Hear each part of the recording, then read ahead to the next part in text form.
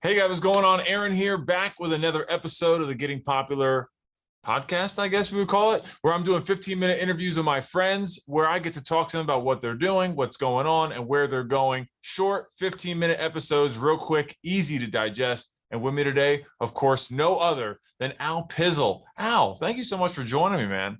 My brother Aaron, man, I appreciate you, dog. I saw you for the first time in a few years, man, like not too long ago. I Both of us know. Where hosted were we? weddings. Where did I see you recently? Was it Pompano? Pompano. It was at no, it was in Delray. You were emceeing a wedding. I was Yeah, emceeing the wedding. that's it. Literally, we were like adjoined walls. Yeah, That's But crazy. mine was an all Yeah. Spanish wedding. And I was like, yo hablo español un poquito. Like, And mine was an all white weddings, man. So I think they got us confused, dog. we should have, we were in Freaky Friday, but with emceeing Yeah. in different rooms. Word up, man. Hey, but thank you for having me, dog. No, Appreciate it's a pleasure. For those who don't know you, DJ, radio personality, and music artist, and I would even say songwriter and creative director, I guess, would also be in there as well. I know Yeah. that journey's just beginning. But tell the people a little bit about yourself, like how you got into the entertainment industry. We met a few years ago when you were still with Hits 97.3, Yeah. having one of the top radio shows in South Florida. Oh. How did you kind of fall into that? And before we start, I've asked everybody this question. All Mm. of us seem to be multifaceted artists. If you had to rank in hierarchy, which one of your different personas is the one that you would place on top? Is Mm. it artist, songwriter, radio personality, DJ, creative director? Like, where would you place them in a hierarchy? Interesting. All right, so I'll start off with that then. Definitely my number one is being an artist songwriter for sure. That's my number one. That's my passion. That's my drive. Definitely that. Number two would be as a DJ. For sure. Like I've been DJing since I was 12 years old, 12, 13 years old, Doug. So like at this point, like yes, 17 years old, man. I think it's 17 years old. 17 years I've been doing this. Number three, definitely radio, without a doubt. I've been doing radio for at least 10, 11 years now at this point. And then four, definitely the producer, creative director side of things when it comes to the visuals. And yeah, so I directed my own music videos. Got more projects coming out on the way too. So super excited for what's ahead, man. Now, I know when I first started hearing you, you were doing freestyles on Hits 97.3. You're doing these like freestyles to promote. When you first got into radio and DJing, like Yeah. were you writing songs back then too when you first started DJing? Like when did the artistry, for me, for example, like with my stuff, like the stand-up comedy had always been in the background. Yeah. And then as the years have progressed, the stand-up comedy has come to the foreground. Has it Mm. been the same way for you as an artist? Like, have you always had it in the background and now you're really pushing it to the foreground? 100% that, man. That is the case 100%. Yeah, like DJing and radio was in the foreground for me for many years, specifically DJing. And music, when it came to music, especially when I was living in Jersey and New York about 6 years ago. I'm born and raised in Jersey. Um, it's crazy, man. Like I've always like, I had like little records that, that I would make for the clubs every now and then and all. And I always found myself, being in studios every now and then. And I always knew deep down that like, damn, like I really want to do this. But that just wasn't my priority at the time. Again, I was just DJing and radio. Those were like my priority dreams during that season of my life. And yeah, so then and I always felt very shy about my songwriting. I felt very vulnerable, right? When it came to my artistry. And just one day, man, like just like I just started getting random opportunities to songwrite for my radio station, like writing little jingles and parodies. And our listeners really enjoyed it. And like people that were following me like really enjoyed it. And it just made me feel comfortable and like just like taking that next step. I'm like, you know what? Nah. Like, can I curse? Like, I don't even know how to curse. Of Like, course. yeah. So I'm like, fuck everybody's opinions. Like, let me just go after what I truly desire, what my real dream has been since I was a kid and not be scared anymore.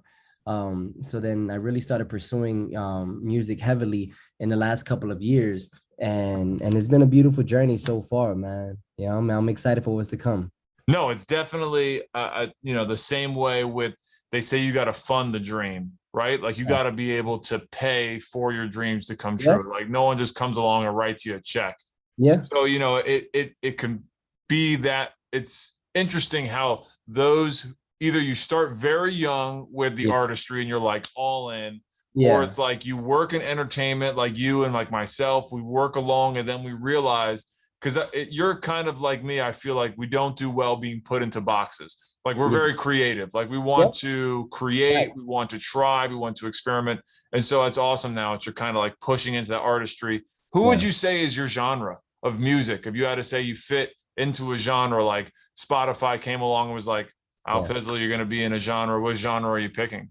What's funny is that, like, from going to saying that we're not like people that like to be boxed in, to say what kind of genre you're in is also, I feel like, a boxing in type of question too, which is kind of ironic. But the kind of music that I've been making has been more on a balance of hip hop and pop punk.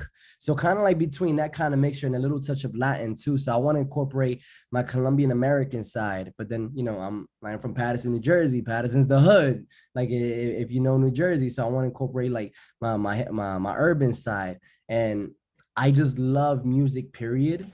And I know that I love my rock music too, man. I love my rap, I love my rock, I love my reggaeton and all. So like I want to be able to just give little bits and pieces of everything that I enjoy, that I'm influenced by, and just bring it all together into one As a kind of. non-music kind of, I'm a music listener, but I'm Yeah. not a music expert. I would define you as a DJ, radio personality. Like you have kept up with the latest songs, the latest music. Like Yeah. what's out there. Sure.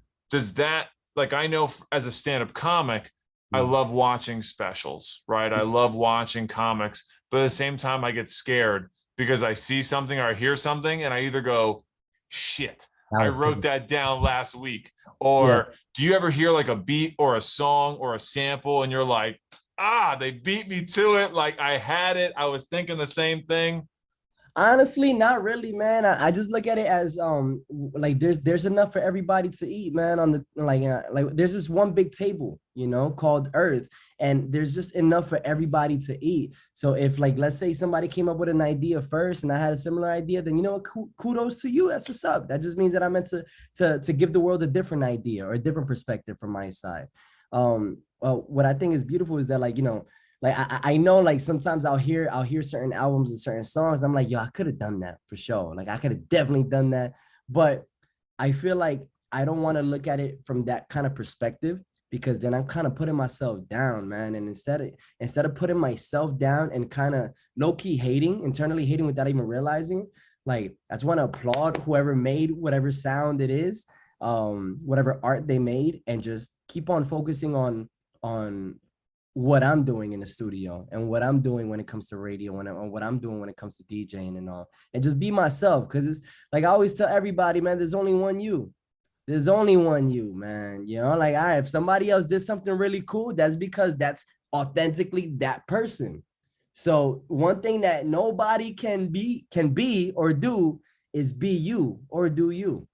So I No, think that's so that's true. And about I it. think we always get caught in this paradox of like seeing things and comparing things, especially now that most of our careers are based on numbers and metrics, right? Like no matter what we do moving forward, whether they're agencies or event companies, they do want to know your numbers and metrics, and they do want to compare you to other people. It's just a part Yeah. of the game that what we're doing. We have a short interview. When it comes to your writing, when do you feel most inspired? Like, I'm a morning writer, nighttime, I tend to be creative, but I Yeah. can't do like hard sit down writing. When do you find your best as a creative person?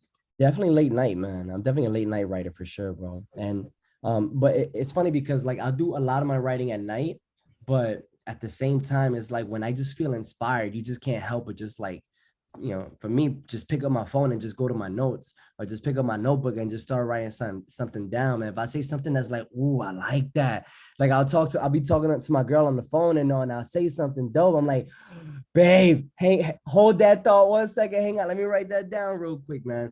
And I try to incorporate something that kind of revolves around what I said, something that just inspires me and motivates me, or tells a story, whether it's my story or somebody else's story. I agree with you in the sense of like, yes, everything's a very numbers driven. We're in a very numbers driven world right now, right? And it is important. It is very important. What I think is more important that I feel like a lot of people got away from is that personal connection, man. I'm doing music not for fame, not for money, not for all of that. The money, not like it's nice. Those are nice benefits and perks that comes with it, being a comedian and successful one, which you will be. Oh, I'm doing it for the money. Yeah, no, I believe it. And you're gonna get your perks, man. There's a lot of great things that's gonna come from it. I'm doing all of this because I genuinely want to change the world. I want to help people. I want to have a platform to bring light to people, to make people feel like, yo, like if you could do it, I could do it too. Oh, damn. Like, I see a lot of myself when I see Al Pizzle. Like, all right, cool. Like, I genuinely feel like a purpose in my life is to just be myself, man, and to make people feel like, you know what, I could be myself too. And so I feel like I've heard you speak to kids, and I've heard you speak, and you're always extremely motivational, especially when you're telling your backstory. And you know what? We only have 15 minutes. We don't have time for everything, but I would love to sit down and talk about it again at another time. It is truly an inspirational story. I want to find out, you were a morning show radio personality. Yeah. Keyword word. What was that like? Like I've always been afraid of that schedule of going to bed and then you have to wake up. What was your call time to be in the station, and what was that like waking up every morning? Honestly, like you get used to it waking up early in the morning. Like I get up at like 4:30, hit the snooze times and all. And especially like, if I had like studio sessions late nights, like I would take naps during the day. I'll jump in a session at like around 10, 11 p.m. I would leave at 4 a.m., sometimes get to the station by 4:30 and just go to sleep for like a half hour, then get started with like 5 o'clock. If I didn't have a studio session the night before, then honestly, like I get there like as late as 5:30 a.m. We prep a little bit. Show starts at 6 a.m. Like I never enjoyed waking up early in the morning. I've never been really a morning person, even though I was part of a morning show. It was a fun experience, man. It was real cool, dog. Like, it's something that like I feel like, again, I feel like in that season of my life, I felt a genuine purpose to connect with people, and I felt like I really did connect with people and help bring positivity into their lives and help inspire them. Yeah, man. So that was a cool time. But fuck mornings, man. I ain't doing that no more, man. I like my sleep. Man, 4:30 is a little too early for me. And it's not just 4:30, it's 4:30 and prepping and getting on air. Like it's like man. You can't did you ever miss an alarm? Oh my God. Yeah. Yeah, there's a few. I don't work for them no more. So I can say whatever, man. Yo, like there's a couple of times, man. Like it's like 6 a.m. and I'm still in bed and like I see my phone, like either my phone is dead. When your phone is dead and there's no light outside at 4:30 in the morning, right? So when your phone is dead and you wake up, you're like, oh, like your heart just sinks, it drops. I'm trying to charge my phone. I'm getting ready real quick. I wake up, it's like 11 p.m. and I'm like, it's not even the next day yet. But then there's been other cases to where like, oh shit, I'm late as fuck. Then I gotta go in and like tell my coworkers, my bad, I overslept, this and that. And so, yeah. That like, I could imagine. That'd be like a fear of mine. It'd be like that 4:30, because you're right. That 4:30 is no man's land. You don't know where you are, what time it is. It's just like blank, and you just got to get up and go. You've delivered so many great moments to people, right?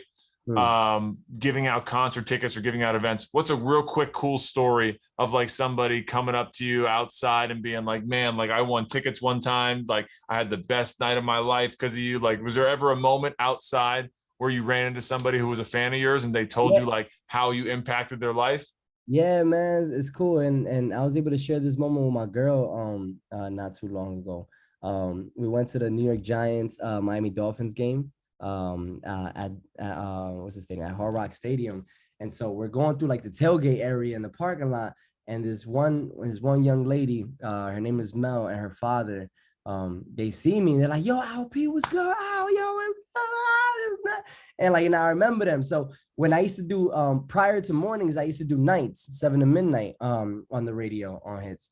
And every Thursday I had Hits High Student of the Week. So high school students, if they had a particular GPA minimum, then they will come in with their friends and family, and they will co-host a radio show with me for about an hour to do a countdown with me. So, like high school students being on the radio, super dope, like they get super excited about it. And I always told, every week that I would do this, I made it a point to not only just give them a cool radio experience, but to give them a cool life experience, man. Just to be able to laugh with them, but also to help them learn, just to learn about themselves.